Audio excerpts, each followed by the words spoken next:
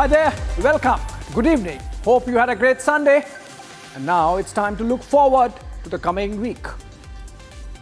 Hope you had a great Sunday. Now it's time to look forward to the coming week. Welcome back to this week's edition of Looking Forward. This show is about stories that are shaping up over the coming days and weeks. News that is developing and would have consequences for your life and mine and impact our choices. Stories that shape India's and world's politics and economics going forward. So let's get going. First story is about India adding hugely to its naval muscle to this week, with the Indian Navy adding 2 indigenous frigates to its arsenal.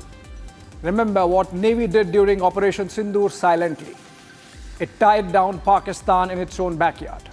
We will give you a lowdown on how India is making big strides to make sure our high seas are secure by a truly blue water naval force. Story number 2 is the most anticipated one, in fact, not just in India, but globally, around the world capitals. All eyes are on the geopolitics panning out in China this coming week as Prime Minister Modi lands in Tianjin to participate in the SCO summit. This is Indian PM's first visit to China in 7 years, coming out of the Galwan and COVID hiatus. Story number 3 is going to take you to the biggest economic development for India this coming week as Trump's tariffs and sanctions kick in on August 27. Be prepared with information on what gets expensive and how India is staring down the United States on this very specific tariff battle. And finally, story number 4 would fill your hearts with sense of satisfaction and even pride. The train is reaching Mizoram, Aizawl, making every northeastern state connected with the railway grid for the first time since independence. Watch and feel good. Let me get you the headlines first.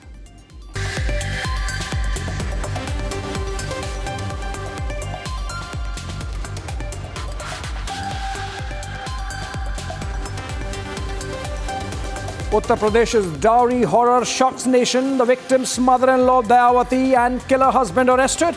28-year-old Nikki was set ablaze over a dowry demand for 36 lakh rupees. Victim's father-in-law and brother-in-law are reportedly still absconding as the investigation continues.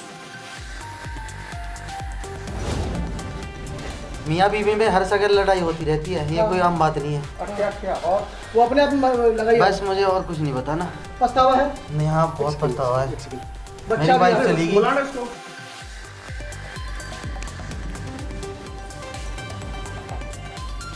The husband accused of burning his wife alive, Vipin Bhati, was shot by police while trying to escape custody in Greater Noida. Killer husband says no remorse, wife died on her own.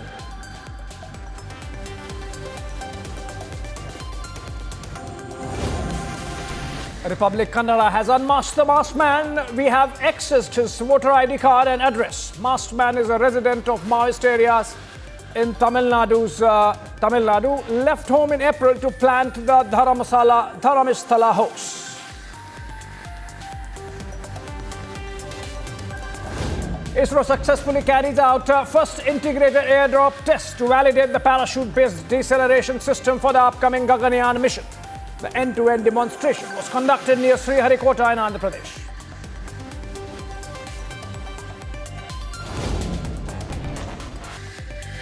Russia has accused Ukraine of launching an overnight drone attack that caused a fire at a nuclear power plant in the western Kursk region, further escalating tensions between the two nations, even as Trump diplomacy seems to be crumbling.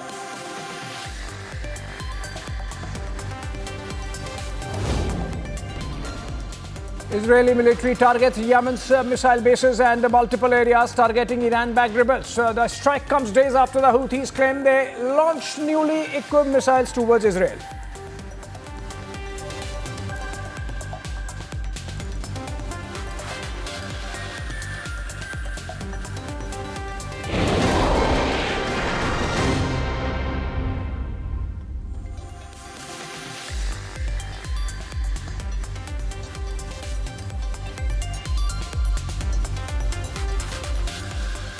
All right, welcome back, ladies and gentlemen. We are often too focused on India's 15,000-kilometer long land borders for defense. that we often forget that India is also blessed with a 7,500 kilometers plus long coastline with the Arabian Sea to the west, Bay of Bengal to the east, and the Indian Ocean to the south to defend India's interests. For a nation with 95% of its trade dependent on sea routes, when the first strike on national security emerges, it's the blue that will bleed the nation the most. Fortunately for India, its Navy, the Indian Navy, is ranked 5th in terms of tonnage and 3rd globally with 2 aircraft carriers. But our Navy's true strength today lies in its indigenous prowess, be it the INS Vikrant, transforming Pakistan into a landlocked country during Operation Sindoor, or India's state-of-the-art Visakhapatnam and Nilgiri-class destroyers and frigates. This week, the Indian Navy's family is getting bigger. 2 new Nilgiri-class frigates, INS Himgiri and INS Udaygiri, are all set to dominate the blue waters with 70% indigenous content. When they will ride the waves, every drop of sea will have a taste of what India is made of. Take a look.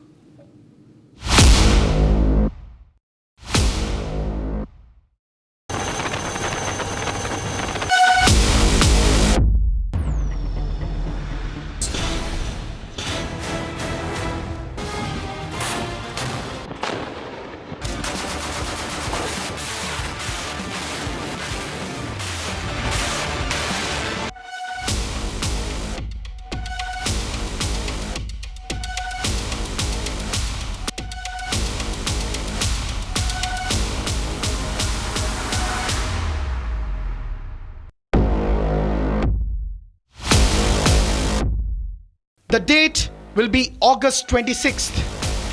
The location, Eastern Naval Command Headquarters, Visakhapatnam.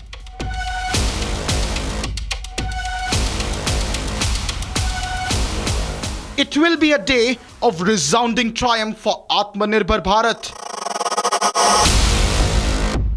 The Indian Navy is all set to induct its latest stealth-guided missile frigate, the indomitable INS Himgiri, and the formidable INS Udaygiri.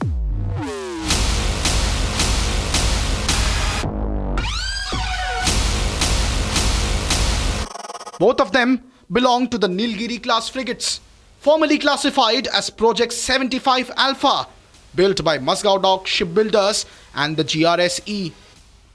Designed by the Warship Design Bureau, these Nilgiri class beasts will complement currently serving Shivalik class frigates.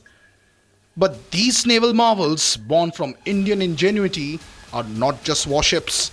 They are symbol of our unyielding resolve to dominate the seas.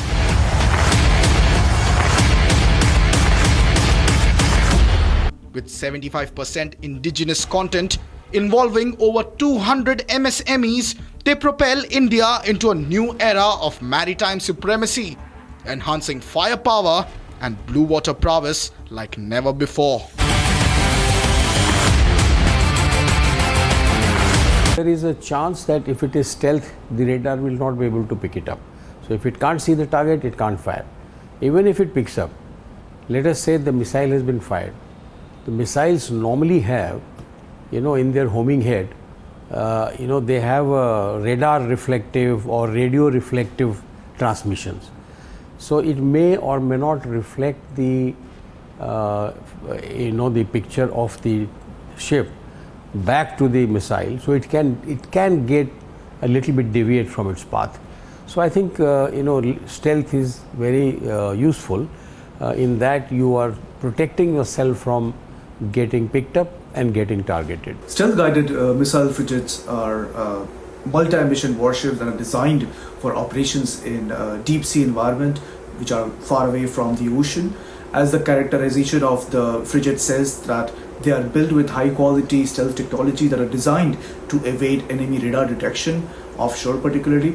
So these frigates are medium-sized and extremely mobile, unlike destroyers, so they are naturally more easy to be deployed in any contingency, particularly in warlike scenarios. A frigate is a class of ship which is smaller in displacement than a classic destroyer class. This makes them faster, harder to target, and ideal for multi-role operations such as escort duties, patrols, and anti-ship operations. However, Nilgiri-class frigates are built for blue water operations. They, by themselves, are a force to reckon with.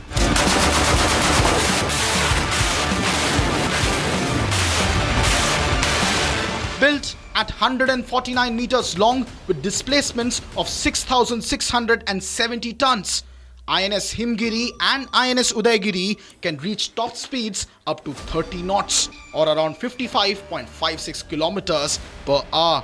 An estimated advantage of 3 knots than the Chinese Type 054A class frigates. It's all possible because of the combined diesel or gas marine propulsion system that makes them extremely agile for maneuvers. And then there is firepower. INS Himgiri and INS Udaygiri are formidable with their arsenal. Equipped with BrahMos supersonic missiles, Barak 8 surface-to-air missiles for about 70 kilometers of range, anti-submarine torpedoes, and rapid-fire CIWS. These ships are lethal blend of offense and defense. They're equipped with very sophisticated delivery systems, including the BrahMos supersonic missiles and the Barak 8, which India and Israel have jointly developed. They are definitely long range and highly capable of attacking enemy warplanes, warships, and submarines, therefore serving in 3 different vectors. So the biggest advantage of these frigates is that they are easily deployable in a war and can be operationalized in a high-stake environment relatively quickly because of their medium size and because of their delivery system. So you can deploy them, operationalize them, and call them back to the port in a very short period of time. So that way it enhances its war application. You know, these ships did not have a missile earlier. These ships had guns, but now they will have the missiles. So this specialization, by and large, both surface to surface warfare, surface to air warfare, anti-submarine warfare. These days, frigate and destroyer, the weapon system differentiation has become very little, except that destroyers are heavier ships, they have more engine power, they have more of this firepower, but by and large capable of doing the same thing. They can stay on target for a long time. Globally, INS Himgiri and INS Udaygiri stack up brilliantly against contemporaries like China's Type 054A or USS R-Labor class destroyers. Our indigenous stealth and BrahMos speed give us the upper hand in agility and strike power.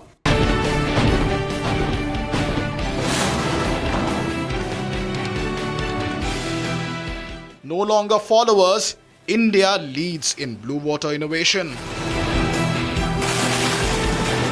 In the Navy, when you see that some ship is commissioned, some submarine is commissioned, it is not a reaction to anything. The Navy has a 15-year, 30-year shipbuilding plan, and the ships have to be replaced at particular time frame depending upon how much is the life left of the previous ship. We operate, Indian Ocean, entire Indian Ocean. If you see the map, it is quite big. So you have to traverse in the blue water. Blue water, brown water is primarily what? Blue water is open sea. And therefore, this is a good example as to how the Navy has imbibed technology, and you will see that nearly 75% of equipment on board are all Indian made. So we are quite ahead on the Atmanirbhar, particularly the Navy. So it's an example of our becoming more and more Atmanirbhar and more capable as a firepower in the blue ocean. The induction of Nilgiri class frigates are definitely the right step towards improving the Navy's operational capabilities, particularly in the Indian Ocean region and in the Indo-Pacific in general. India already has a relative parity with the Chinese Navy, and these modernization help India to fill that gap and address that parity. So lastly, we must understand that the induction of both INS Udaygiri and Nilgiri is a testimony to India's indigenous naval equipment and India's development capabilities. As you know, the warships are privately developed, and 75% of the products that are used in these naval ships are sourced from India. With a budget of rupees 45,000 crore, After the commission of INS Nilgiri this year, INS Udaygiri and INS Himgiri will be the next two ships in the class of 7 ordered for Project 17A class frigates, with INS Taragiri, Mahendragiri, Durnagiri and Vindhyagiri also expected to enter service over the next year. Forward-looking, these inductions catapult India towards a 170 warship fleet target by the year 2035 and help the Navy expand its operation reach in the Indian Ocean region. It allows India to project strength in deep sea missions, allows it to take over more missions, more advanced missions, particularly when required for rescuing or anti-piracy operations. And most importantly, these frigates are equipped with BrahMos missiles, which is supersonic missiles, and also other long-range surface-to-air missiles. First thing that you have to identify who is your adversary. I would say that our western neighbor, namely Pakistan, they are your sworn enemy and they will not change. And their naval power is also being increased by their good friend China. Now, China is selling virtually everything, submarine, ships, etc., etc. But they are still quite far away from the firepower of the Indian Navy. Indian Navy in the Indian Ocean region is the most powerful resident navy. Otherwise, the US Navy is not very far. They are based in Manama. They are also out at sea most of the time. The Chinese Navy has not come into Indian Ocean in total full strength. In scale, India's Navy outshines in the Indian Ocean region, with over 150 warships versus China's distant deployments lacking local air cover. We are the resident powerhouse, a superior power to Pakistan and closing gap to China with relentless modernization.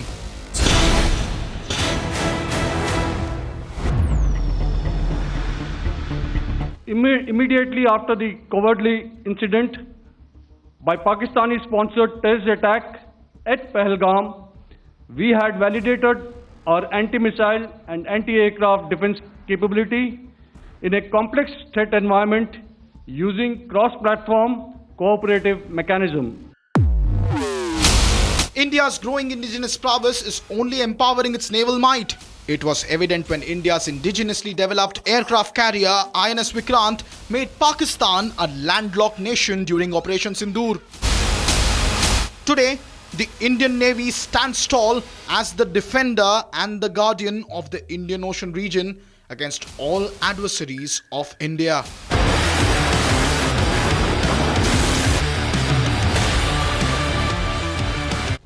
Effectively, it compelled the Pakistani air elements to remain bottled up close to the Makran coast, denying any opportunity to be a threat in maritime space. The Indian Navy maintains a credible capability to detect, identify, and neutralize any aerial platforms that threaten our units at sea. To sum up, the Indian Navy's dominance thus ensured that, should we choose to, we can strike at will. In the vast expanse of the Indian Ocean, INS Himgiri and INS Udaygiri stand as unbreakable guardians of our sovereignty. These frigates aren't just warships, they are the roar of a rising superpower, ensuring our seas forever echo with the thunder of Jai Hind.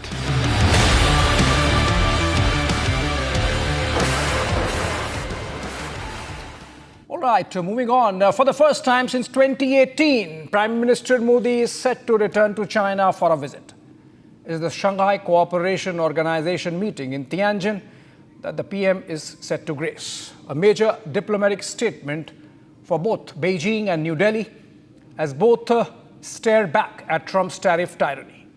The Chinese sense an opportunity to negotiate. The Indians see a fight on the horizon for national interest. PM Modi's visit to China months after Operation Sindoor is one that surely raises many questions also back home. Meanwhile, the optics of Putin, Xi and Modi in one frame is surely going to elicit a reaction from the West.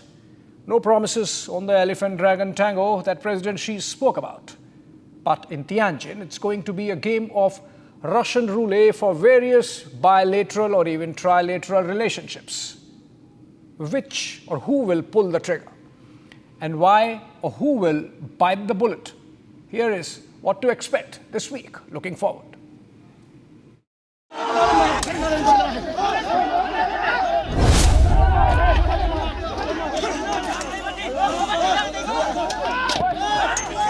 These pictures of a clash between the Indian Army and the PLA of China in the icy cold heights of Ladakh in April 2020 set the India-China relationship into a deep freeze. India mobilized massive troops all across the line of actual control, and the eyeball-to-eyeball confrontation made Ladakh a global military flashpoint.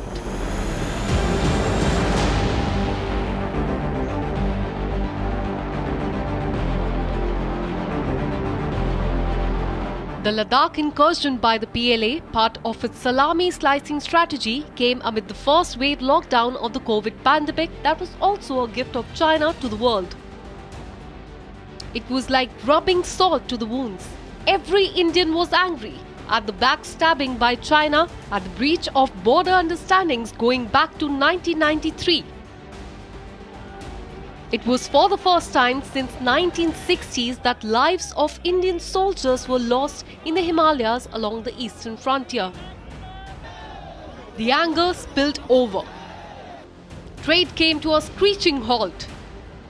India slammed shut on Chinese exchange of all kinds. Flights were discontinued. On the ground, intense diplomacy began. Military commanders would meet alternate months at border outposts. Diplomats would meet first through video calls and then alternatively in Beijing and New Delhi. Some diplomacy saw disengagement of troops, but the forces remained forward deployed. De-escalation was not happening. This was also the time that the post-COVID world was realigning its supply chain. China was facing the heat from a stagflating economy. Then came the BRICS summit in Kazan in Russia in October last year.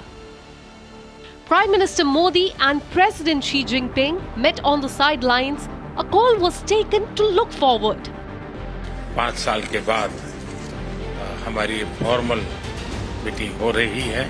सीमा पार पिछले 4 वर्षों में उत्पन्न हुए मुद्दों पर बनी सहमति का हम स्वागत करते हैं। सीमा पर शांति और स्थिरता बनाए रखना हमारी प्राथमिकता रहनी चाहिए। म्यूचुअल ट्रस्ट, म्यूचुअल रिस्पेक्ट और म्यूचुअल सेंसिटिविटी हमारे संबंधों का आधार बने रहना चाहिए। It is in this backdrop that the Prime Minister lands in Tianjin in China to participate in the Shanghai Cooperation Organization Leaders Summit. SCO was set up in the 1990s as a grouping of China plus 5 Central Asian states after the collapse of the USSR, as China sought to guard its western flank from the Western advancement. India was included as a full member only in 2018, but fits in well with the larger Modi plan of India's multi-alignment diplomacy. It's a very clear-cut signal that India pursues its own foreign policy in an independent way. It doesn't believe in any bloc politics, or it doesn't want to polarize the world. It wants to pursue its national interest as other countries are doing, and it doesn't have any enemy. Until unless someone acts adversely against its interest or against the country, only then it is an adversary. Otherwise, there is no adversary to the country. While this still does not mean that bygones can be bygones, but in the world of geopolitics, there can be a price to pay for immobility, cost for not being nimble-footed. It's important for both sides to have more communication and cooperation, properly handle our differences and disagreements, and to facilitate each other's pursuit of development aspirations. It's also important for both sides to shoulder our international responsibility, set an example for boosting the strength and unity of the developing countries and to contribute to promoting multipolarization and democracy in international relations. India hosted SCO summit virtually in 2023, and the relationship with China had not thawed enough for Xi Jinping to participate in the G20 power push in September 2023 in New Delhi. But India is all set to host the BRICS summit next year and would want to have the Chinese president and the Russian president to underscore its centrality to world diplomacy. Well, I think that Prime Minister Modi's visit comes at a time when the world is facing a major paradigm shift in international relations, with the Trump administration casting the rule-based order out of the window and replace it with American first hegemony and bullying.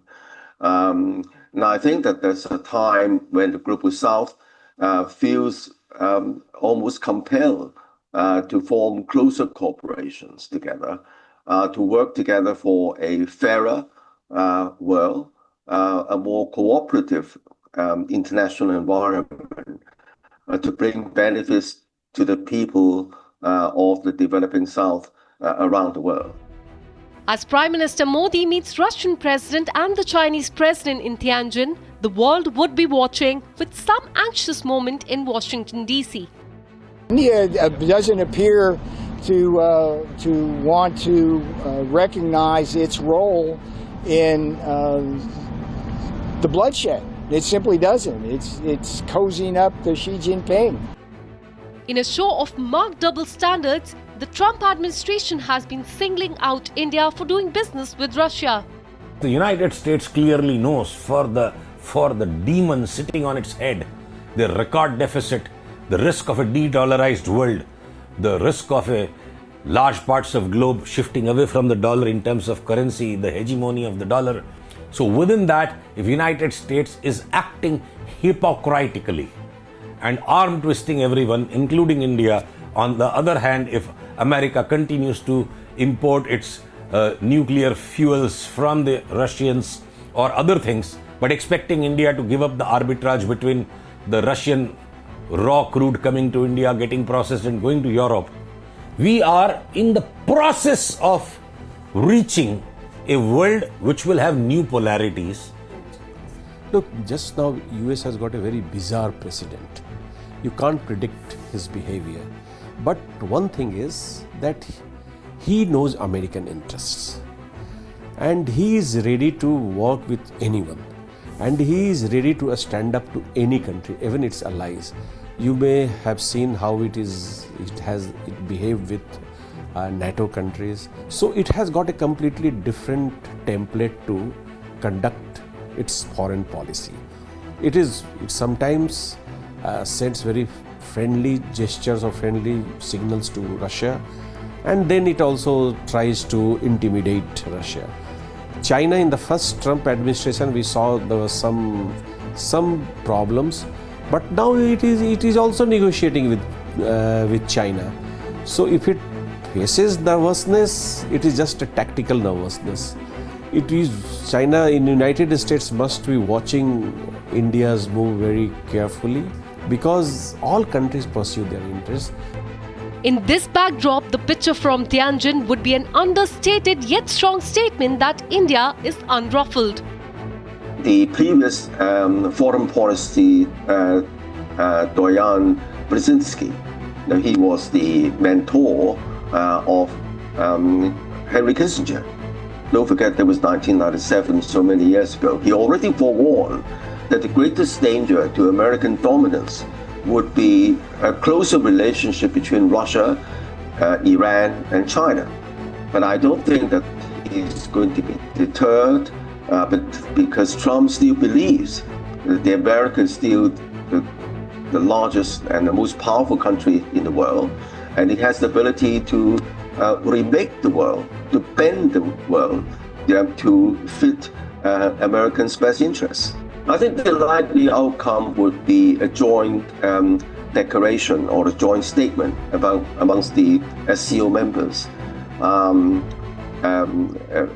defining areas of cooperation, but also signaling to the rest of the world that the world is now facing unprecedented challenges. It's time for the Global South to rally together to improve the world order for a better world. The two leaders are meeting in a week when the S&P has upgraded the Indian economy for the first time in 20 years.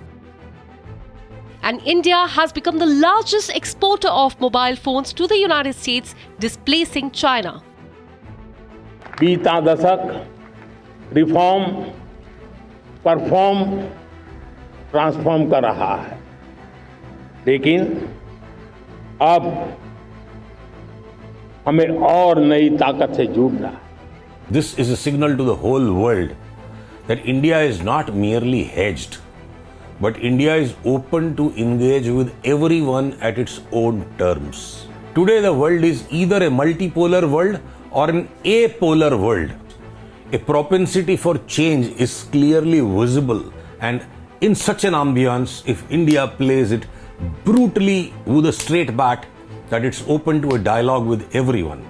So while there is stress on the border with China and with Pakistan, India not abstaining from this participation is, so what if there's tension? We are ready to sit and talk. And then what does it signal? Even if Pakistan has been sitting on the lap of China, Narendra Modi going and sharing the same table as Xi Jinping and with Putin places Pakistan on a spot. This is clear signaling that nobody needs to throw any arms around India's shoulders.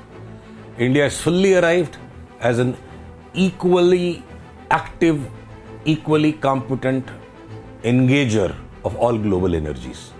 So that's the biggest signal to my mind that India is radiating out by going on participating onto an SCO. China knows India cannot be ignored. Prime Minister's visit helps China shrug off diplomatic isolation. Very honestly, I don't think the India-China ties are going to normalize very quickly, because the core issue is really the border issue, and I don't see any movement on that. What the Chinese have been hoping for a very long time is that leave the border issue aside and we can work on other things. Now that doesn't really suit India, and our foreign minister has made it very clear that the border issue is the core issue. And if we can resolve that, we can move on to other things. So what's on the table? Problem is coming from the Chinese side. Are they interested in normalizing the relationship? It cannot happen until unless they continue to pursue clandestine arms transactions. They continue to fuel Pakistani aggressive design or aggressive behavior. So I think China has to take a call whether it wants to normalize the relationship or not. There is also the word of caution from India's strategic community. The fact that China provided real-time help to Pakistan during Operation Sindoor is not missed by anyone. I don't think India and China relations can ever be normalized in that extent, for a very simple reason. China uses Pakistan as a bulwark against India. And it is part of their strategy that they said, okay, we've got Pakistan here, and however, in whichever manner we wish to put India down, Pakistan is the instrument, right? And that is not going to change, which is why they have continuously armed Pakistan, and this relationship is not new. While this is denied by the Chinese experts.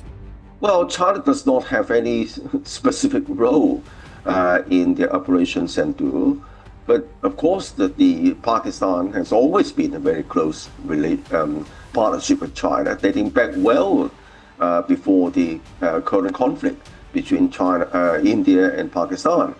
And because through decades of close relationship, Pakistan had acquired Chinese military equipment and also armory, including the latest fighter jets. Experience, however, was to the contrary. India refused to sign the joint statement at the SCO Defence Ministers meet as it failed to condemn the Pahalgam terror attack and Pakistan's role in it. Tolerance for terrorism is manifest today through its actions. This includes our right to defend ourselves against terrorism. And we have shown that epicenters of terrorism are no longer safe, and we will not hesitate to target them. This then sets the contours of Prime Minister's China visit and his meeting with the Chinese president. With or without Operation Sindoor, the wounds that have been, the stabs that have been, the gashes that have been as deep as they have been always, to immediately think of one conversation and one meeting is going to start creating a path of normalization is theoretical. So not only did Pakistan get totally rattled at how India handled Operation Sindoor, it took China by surprise. The failure of Chinese military equipment that caused them a massive embarrassment, exposing the weaknesses in their chain. Here is an India that speaks very loudly with its silence and louder with its actions.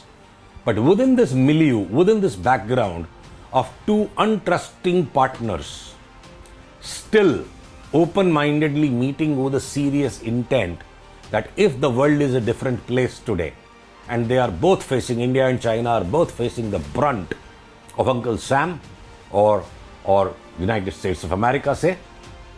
After Chinese foreign ministers visit, China eased some restrictions on the sale of rare earths, fertilizers and mountain tunneling machines. The stage is set. The world is watching. Elephant Dragon Tango pans out next week with Prime Minister Modi in China. From the Far East to the Far West, India faces the prospect of 50% tariffs on its goods exported to the United States, effective August 27. While a 25% reciprocal tariff has been in effect from April 7, an additional 25% US tariff for India's crude oil trade with Russia is expected to come into place from Wednesday. As the US is hell-bent on singling out India, we stand firm on making sure that our energy security needs are met. Make no mistake, it's the United States officially launching a trade war against India, and there are no two ways about it. Take a look. Follow up on the India tariffs. Do you expect increased trade negotiations, since you've announced the 50% tariff? No, not until we get it resolved. The US president has paused the trade negotiations with India. The team of American negotiators is no longer coming to India on August 25th. Which means, beginning August 27th, this Wednesday, the additional 25% penalty will kick in, and India would essentially be bearing 50% tariff on exports to the United States. Bharat एक ऐसा देश है जिसको tariff से सबसे कम impact होना। उसकी वजह क्या है कि आज जो लोकल कंजम्पशन है, आप जीडीपी जो नंबर्स आते हैं उस पर जो कंट्रीब्यूशन जो है वो जो डोमेस्टिक कंजम्पशन का लगभग 57-58% है। अगर जिस तरह के मेजर्स जो हम ले रहे हैं, जैसे जीएसटी में आदरणीय प्रधानमंत्री जी ने एक बार कहा कि रैशनलाइजेशन लाएंगे दिवाली से पहले, अगर वो हुआ और जिस तरह से इंटरेस्ट रेट कट किया हमने, जिस तरह से रेट कट किया और जिस तरह से हमने इनकम टैक्स में कट किया, सब मिला दे अगर तो लगभग 100 बेसिस पॉइंट का जो है स्टिमुलस मिल जाता है जीडीपी में। उससे समझ में आता है कि चाहे कोई भी इम्पैक्ट हो, हमारी अर्थव्यवस्था में जो जिस रफ्तार से चल रही है उसमें कमी नहीं आने वाली है।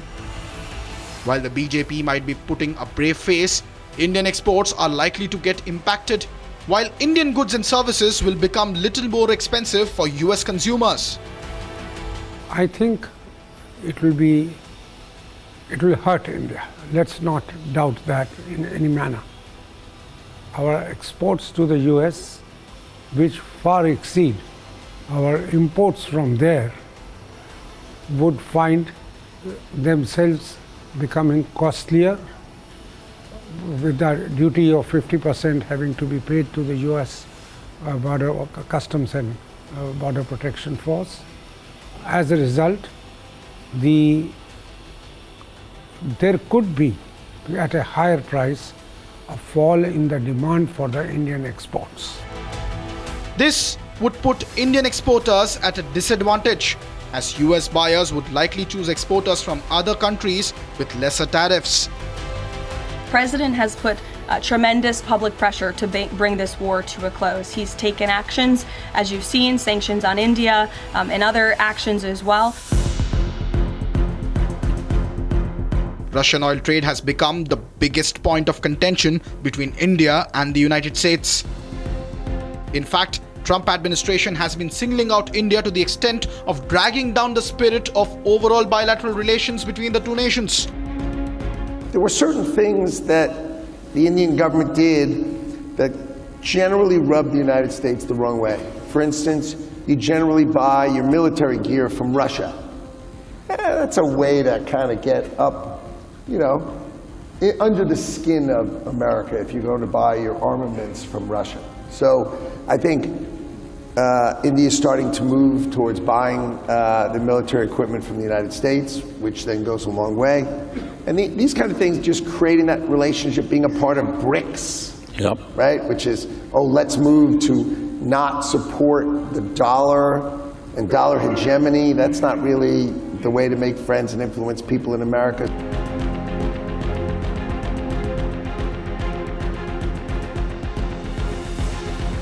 Not that India has blinked. We are not the biggest purchasers of Russian oil. That is China. We are not the biggest purchasers of Russian LNG. I'm not sure, but I think that is the European Union. We are not the country which has the biggest trade surge with Russia after 2022. I think there are some countries to the south. We are a country where actually the Americans said for the last few years that we should do everything to stabilize the world energy markets, including buying oil from Russia. Incidentally, we also buy oil from America, and that amount has been increasing. So, quite honestly, we are very perplexed at the logic of the argument that you had referred to. We are calling out the hypocrisy and we are not giving in. Funny is you have people who work for a pro-business American administration accusing other people of doing business. Okay, that's really curious. But here's the point. If you have a problem buying oil from India, oil or refined products, don't buy it. Nobody forced you to buy it. This comment of Dr. S. Jaishankar came a day after Trump's tariff czar Peter Navarro went hammer and tongs against India. India doesn't appear to want to recognize its role in the bloodshed. It simply doesn't. It's cozying up to Xi Jinping. Is what it's doing. It's not act. And by the way, I wrote that article in the FT just to deal with the propaganda of the Indian government to make people want to feel sorry for them. Oh, they need the oil. They don't need the oil. It's a refining profiteering scheme. It's a laundromat for the Kremlin. That's the reality. But India is not keeping a low profile vis-a-vis its relationship with Russia, despite the very open bullying attempts from Washington. After National Security Advisor Ajit Doval, External Affairs Minister Dr. S. Jaishankar visited Russia. Russian President Vladimir Putin also is set to visit India later this year. Russia, a steadfast partner of India for decades, is ready to back India and going as far as to offer 5% additional respite in oil purchases. According to reports, President Trump decided not to impose extra tariffs of India. But in case there are some extra barriers and attempts to disrupt the relations by using this tool of unlawful competition, as we call sanctions, and unjustified tariffs as well, So it will not have a serious impact on the partnership between the two countries because our relations are natural. Our economies are mutually supplementary. So, and that's why it would be absolutely clear that we will just, find some ways to overcome these difficulties and take our relations forward. China too is trying to find an ally in India in the fight against the larger US tariffs. The United States has imposed tariffs of up to 50% on India and even threatened for more. China firmly opposes it. In the face of such acts, silence or compromise only emboldens the bully. China will firmly stand with India to uphold the multilateral trading system with the World Trade Organization at its core. Indian exports to the United States is under 20% of its overall exports. As of now, the chances are that these tariffs will continue. Because on both the counts, India is staying firm. On matters of trade, we are saying we have clear red lines, that is the farming sector, broadly speaking, for which the 25 could very well continue, those % tariffs. There is a bill in the US Senate which talked of even 100% or 500% tariffs. The American administration can bring that out also. So, as of now, the 25 plus 25, that is 50, to me seems will stay. If China example is to go by, Trump is known to go back and forth. He started with 10% tariffs on China, went up to all the way till 245%, but in February and July, only to finally settle at 30%. If Trump does not backtrack, as he usually does, a loss of a few $1 billion is expected. But India is already preparing to brace the impact. Bharat अपने किसानों के, पशुपालकों के और मछुआरे भाई बहनों के हितों के साथ कभी भी समझौता नहीं करेगा।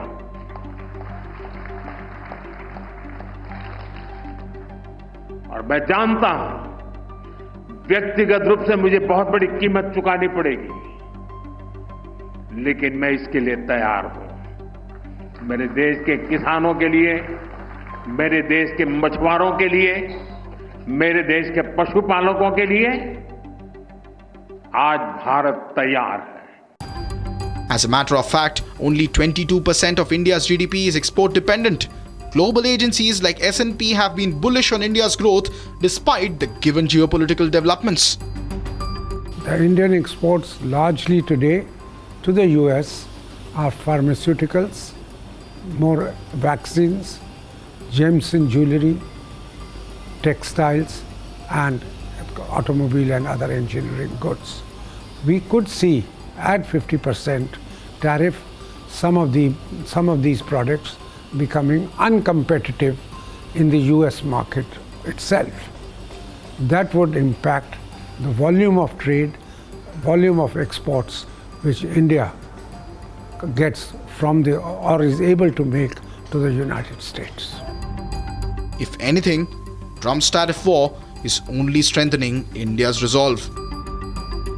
हमें मिलकर भारत को दुनिया की तीसरी सबसे बड़ी इकोनॉमी बनाना है।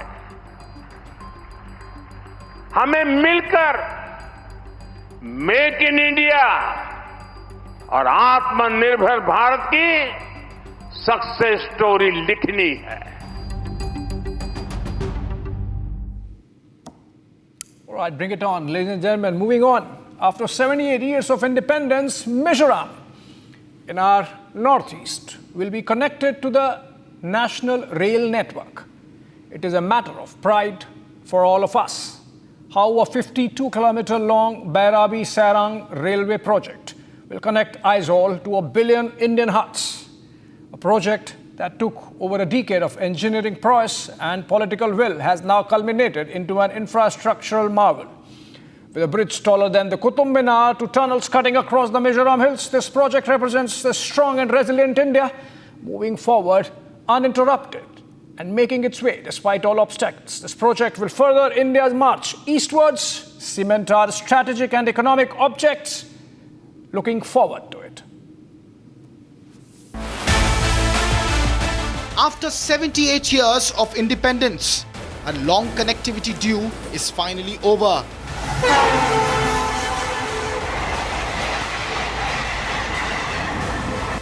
A distance of 494 kilometers, covered with a 51.38 kilometer long Bairabi-Sairang railway project.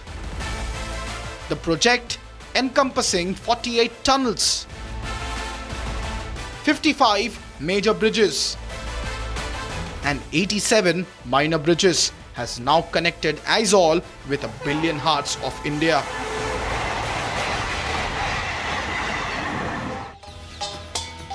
Mizoram, a northeastern state of India known for its Chiro bamboo dance and lush green hills, is now set to embark on its first rail journey. The 51.38 kilometer long railway project connects Bairabi in North Mizoram to Sairang in South Mizoram, encompassing over 3 stations in the middle, including Hatoki, Kaunpui and Moalkhang. It is to be noted that Aizawl is only 20 kilometers from Sairang. Republic, while speaking to Railways' Chief Public Relations Officer Kapinjan K. Sharma, asked the relevance of this project for the people of Mizoram. It has been more than 75 years since India's independence, but for the people of Mizoram, railway connectivity had remained a dream. But now, finally, that dream has been fulfilled and the people of Mizoram are very excited. And also, tourists from different parts of the country can now easily come to Aizawl, the capital of Mizoram, and they can enjoy the natural beauty of this place as well as the culture, the customs of this unique hill state in the northeast. So my message would be for all the people to come to Mizoram comfortably, safely and in a cost-effective manner. They can come and visit Aizawl, the capital of Mizoram, and they can enjoy the natural beauty of this beautiful place. The Chief Engineering Officer on this project highlighted the importance of rail connectivity and the difficulties faced during the execution of this project. This is what he had to say. Bridge number 196 Bairabi Sairang project का एक iconic bridge है। ये इस project का सबसे ऊंचा bridge और north east का सेकंड हाईएस्ट ब्रिज है। इस ब्रिज की टोटल हाइट 114 मीटर है, जो कि कुतुब मीनार से 41 मीटर ज़्यादा ऊंचा है। इस प्रोजेक्ट की टोपोग्राफी इस तरीके की है कि इसमें 3 अलग अलग टाइप के स्पान यूज किए गए हैं। इसमें 2 स्पान 31.9 के कंप्लीट गर्डर, 2 47.24 के ओपन वेब गर्डर्स और 2 103.5 मीटर के ओपन वेब गर्डर्स हैं। टोटल इस ब्रिज की लंबाई 378 मीटर बनती है। टोपोग्राफी को देखते हुए इस ब्रिज की जो स्लोप्स हैं उसको ऊपर काम करना हमारे लिए काफ़ी चैलेंजिंग रहा था, क्योंकि जो स्लोप एडजेसेंट स्लोप्स हैं तकरीबन 70 डिग्री की स्लोप पे बनी स्लोप है इसकी, और इन 70 डिग्री की स्लोप के ऊपर अलग अलग जगह पर पहुंचना, कटिंग करके वहां पर फाउंडेशन के लिए स्पेस क्रिएट करना, वहां पर मशीनरी पहुंचाना और फिर वहां पर काम करना, ये हमारे लिए काफ़ी चैलेंजिंग रहा था। Republic, in its exclusive reporting from Mizoram, spoke with the people to ask them about their excitement with respect to the railway connectivity they are about to get. This is what they had to say. The arrival of the railway in Aizawl is a monumental step for Mizoram. It promises to significantly boost economic growth by improving connectivity, trade and tourism. For 79 years after India's independence, the rugged terrain of Mizoram presented formidable changes to railway expansion.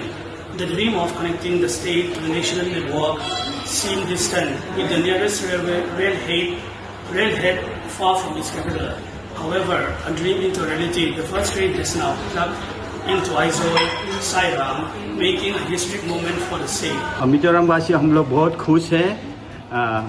प्रधानमंत्री जी 12 सितंबर को आ रहे हैं और 13 तारीख को मिजोरम में आइजोल शहर में ट्रेन आ रहे हैं। हम लोग बहुत खुशी हैं।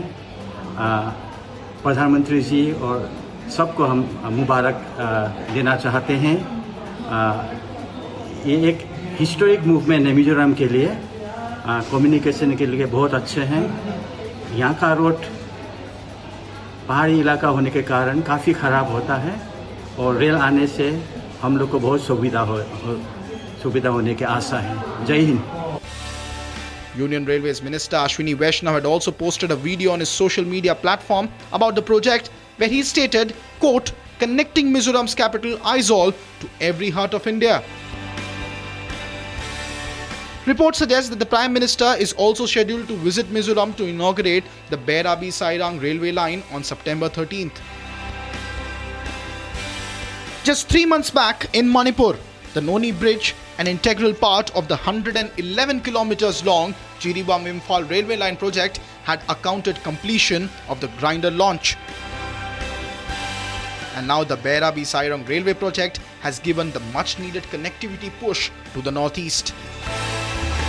The government has also completed the linking of Imphal, Aizawl and Kohima to the national rail network. In a decade, the government has increased the number of airports from 9 to 17 in the northeast, furthering Prime Minister's vision of Ashtalakshmi, 8 northeastern states as engines of growth. The relevance of these projects is also enhanced as India shares a 1,140-kilometer long border with China, 1,643-kilometer long border with Myanmar, and 1,880-kilometer long border with Bangladesh on the northeast frontier. While financial needs are very important, strategic and security concerns are also at play here.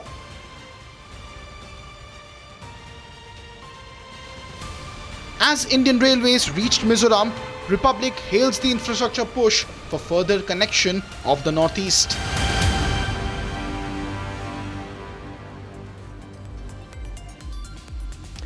All right, from Prime Minister Modi in China to Trump's tariffs to India's naval might. All this is happening coming week. Look forward to it. Thanks for watching. Short break. Live and breaking is on the other side.